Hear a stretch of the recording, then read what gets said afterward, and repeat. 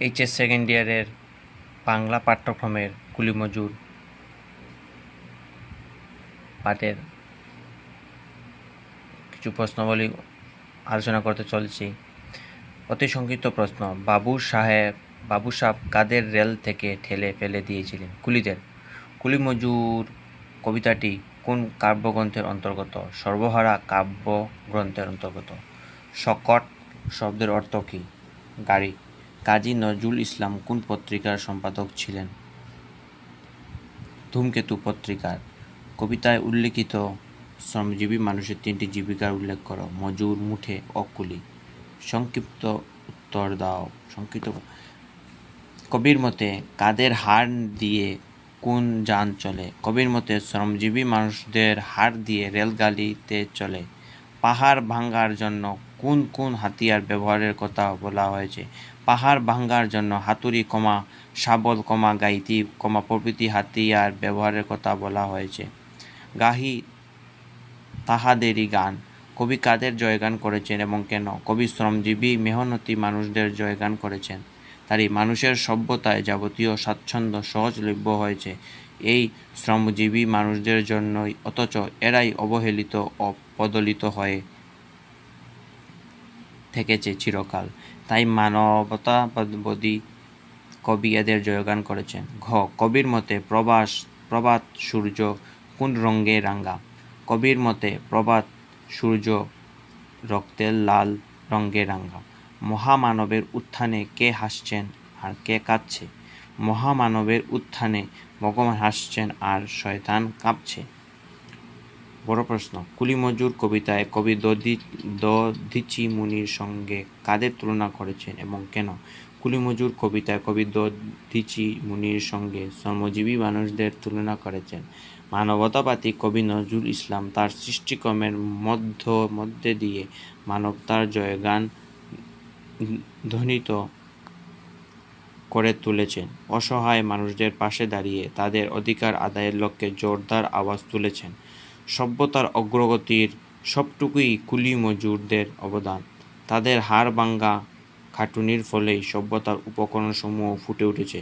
রাস্তাঘাট, রেলপথ, জাহাজ, অট্টালিকা, কলকারখানা সব কিছুই এই শ্রমজীবী মানুষদের কারণে জাগরুক হয়ে উঠেছে। এরা না থাকলে সভ্যতা থমকে দাঁড়িয়ে। তবুও তথাকথিত বাবু সমাজ এদের প্রাপ্য মর্যাদাটুকু দেয়নি, বরঞ্চ সুযোগ পেলেই শ্রমজীবী মানুষদের বঞ্চিত ও অপমানিত করেছে। তাই পাষাণ হৃদয় ওই বাবু সমাজের মনে চেতনা জাগাতে কবি শ্রমজীবী মানুষদের অবদানকে দধিচি মুনির দেহত্যাগের সঙ্গে তুলনা করেছেন। দধিচি মুনি দেবতাদের অসুরদের হাত থেকে রক্ষা করতে স্বেচ্ছায় দেহত্যাগ করেছিলেন, যাতে তার হাড় দিয়ে অস্ত্র নির্মাণ করে অসুরদের বধ করা যায়। সেই মতো দধিচি মুনির হাড় দিয়ে বজ্র নামক অস্ত্র নির্মাণ করে দেবরাজ ইন্দ্র অসুরদের পরাস্ত করেছিলেন। দধিচি মুনির হাড়ের সঙ্গে শ্রমজীবী মানুষদের তুলনা করা হয়েছে এ কারণে যে তারাও দধিচি মুনির ন্যায় হাড় ক্ষয় করে সত্যতাকে গড়ে তুলেছে। এদের অবদানও দধিচি মুনির চেয়ে কোনো অংশে কম নয়। শ্রমজীবী মানুষের এই আত্মত্যাগে সভ্যতা তরতরিয়ে এগিয়ে যাচ্ছে। নজরুলের সাম্যবাদী চেতনার আলোকে কুলি মজুর কবিতাটি বিশ্লেষণ করো।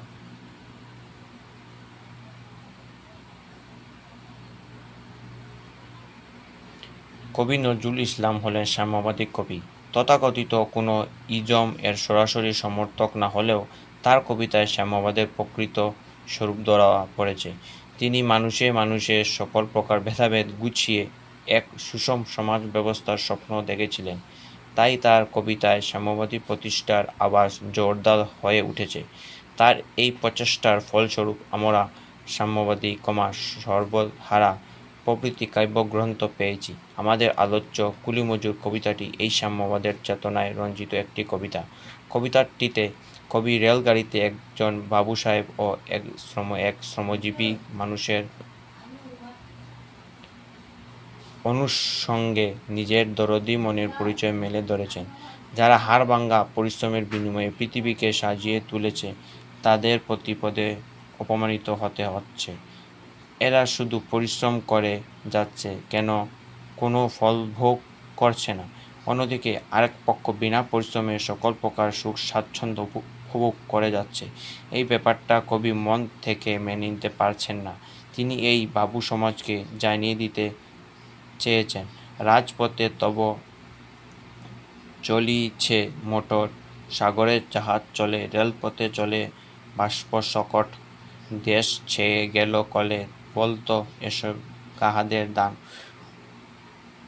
উচ্চবিত্ত বাবু সমাজকে একতাগুলো স্মরণ করিয়ে দিয়ে কবি ক্লান্ত হননি। তিনি চরমতম হুঁশিয়ারি বাণী প্রদান করে বলেছেন, তারা যেন সকল অহংকার দূরে সরিয়ে রেখে শ্রমজীবী মানুষদের সঙ্গে এক মোহনায় এসে দাঁড়াতে পারে।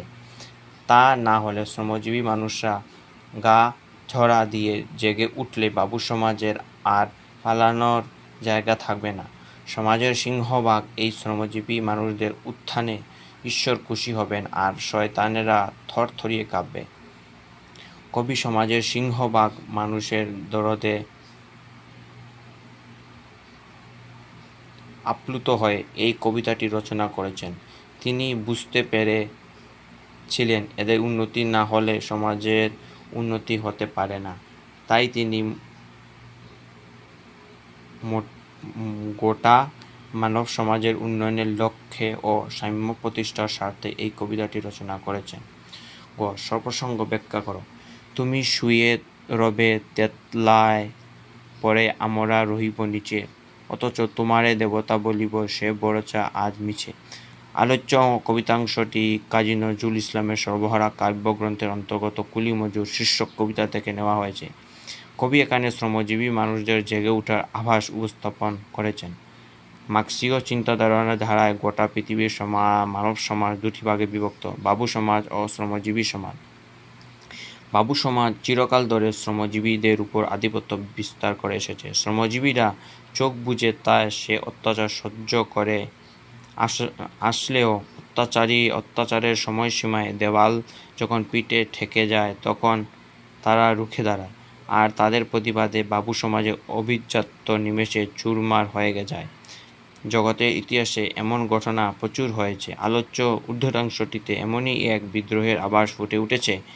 শ্রমজীবী মানুষের পরিশ্রমের ফসল নির্বিকার চিত্তে ভোগ করে আসছে তথাকথিত বাবু সমাজ। তদুপরি এদের প্রতি সামান্য কৃতজ্ঞতা বোধটুকুও দেখাচ্ছে না।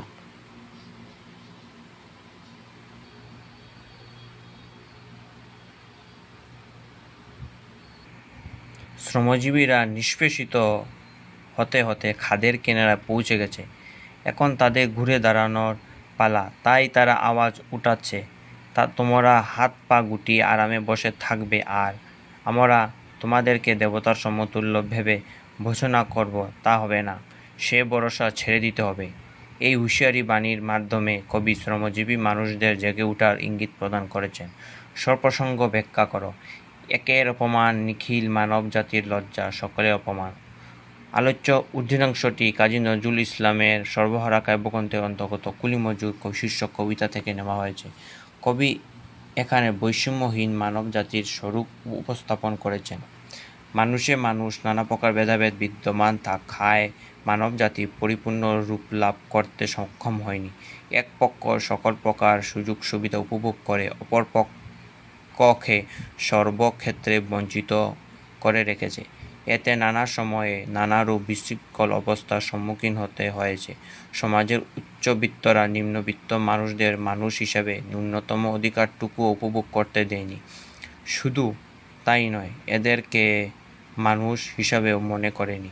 তাই কবি এদেরকে জানিয়ে দিতে চেয়েছেন, তথাকথিত নিম্নবিত্তের অর্থাৎ শ্রমজীবী মানুষরা রুখে দাঁড়াকে উচ্চবিত্তেরা পালানোর পথ খুঁজে পাবেন না। এ কারণে তাদেরকে সময় থাকতেই সকল অহংকার দূরে সরিয়ে রেখে এমন অবস্থানে এসে দাঁড়াতে হবে যাতে একজন মানুষের অসম্মানকে গোটা মানব জাতির অসম্মান বলে বোঝাতে পারেন। যথা সময় এই বোধটা জেগে উঠলে মানব জাতি চরমতম ক্ষতির হাত থেকে বেঁচে যাবে। একজনের অসম্মানকে সমস্ত মানব জাতির অসম্মান বলে মনে করতে পারাই হলো প্রকৃত মানবতা, আর এখানেই সাম্যবাদের মূল মন্ত্র নিহিত রয়েছে। অতিরিক্ত প্রশ্ন: কুলি মজুর কবিতাটির রচয়িতাকে কাজী নজরুল ইসলাম। বাবু সাপ কারা? ধনবান ব্যক্তিরা। কুলি কাদের বলা হয়? রেল স্টেশনে যারা জিনিসপত্র বহন করে কিংবা চা বাগানে যারা কাজ করে তাদেরকে কুলি বলা হয়। মজুর কাদের বলা হয়? শ্রমজীবী মানুষদের মজুর বলা হয়। তারাই মানুষ, তারাই দেবতা, গাহি তাহাদেরই গানা। এখানে কাদের কথা বলা হয়েছে? এখানে শ্রমজীবী মানুষদের কথা বলা হয়েছে। তারই পদরজ অঞ্জলি করি। পদরজ শব্দের অর্থ কি? পায়ের ধুলি। দধিচি কে? দধিচি হলেন একজন মুনি। ঊর্ধ্বে হাসিতেছে ভগবান, নিচে কপিতেছে শূন্যস্থান পূর্ণ করো। শয়তান। নজরুল ইসলামের ডাক নাম কি ছিল? দুঃখু মিয়া। অগ্নিবীণা কাব্যগ্রন্থ কবে প্রকাশিত হয়েছিল?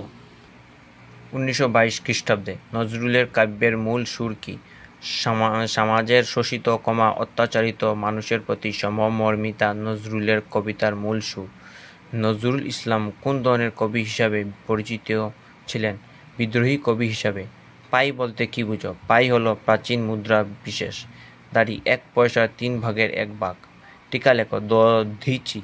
দধিচি হলেন পৌরাণিক একজন মুনি। তিনি দেবতাদেরকে বৃত্তাসুরের হাত থেকে রক্ষা করতে স্বেচ্ছায় দেহত্যাগ করেছিলেন। তার অস্থি দিয়ে নির্মিত অস্ত্র বজ্রের দ্বারা দেবরাজ ইন্দ্র বৃত্তাসুরকে বধ করে দেবতাদেরকে পুনরায় স্বর্গে অধিষ্ঠিত করেছিলেন। মনোরম। চোখ ফেটে এলো জল। কার চোখ ফেটে কেন জল এসেছিল? একজন কুলিকে রেলগাড়ি থেকে ফেলে দেওয়ার দৃশ্য দেখে কবি নজরুল ইসলামের চোখ ফেটে জল এসেছিল।